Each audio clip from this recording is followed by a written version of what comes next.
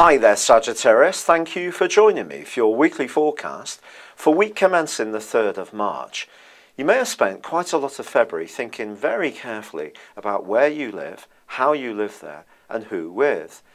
But a lot of thinking may have gone on. Did a lot of action go on?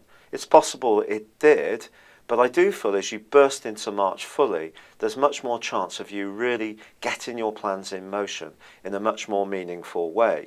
So you move from the thinking stage to the action stage, and it can be exciting stuff, especially if you are looking to actually move home.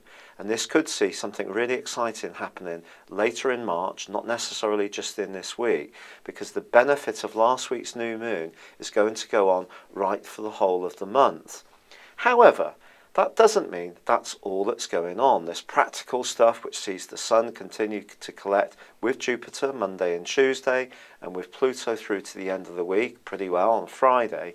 Can see some transformation around your attitude around finances, or even just in a more mindful sense around your spiritual responses about how you interact with other people.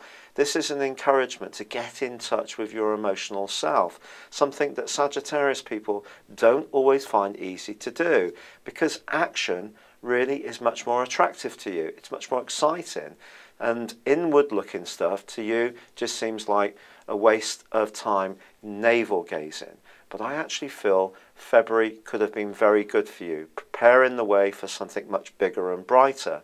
And that transformation starts to come from Thursday of this week, because Jupiter, your ruler, starts to go forwards, which can be very good if you're trying to raise finance.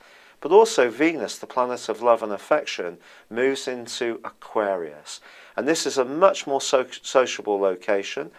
She's going to be here for the next 28 days and is going to give your personal communication much more charm, and you could be surprised by who you link with in the next month. But at the very end of this week, Mercury, also in Aquarius, is clashing with Saturn, and there could be something that gets said towards the end of this week which mightily surprises you, particularly on the back of the quarter moon in Gemini on Saturday.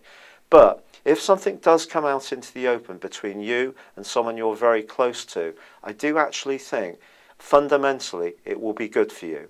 Often you can be very frank with others, but they find that sometimes terrifying because you're so honest and blunt. It could be someone's about to do the same to you, and you need to be able to take it on the chin. It's been a real pleasure being with you. Thank you for joining me. Good luck and goodbye for now.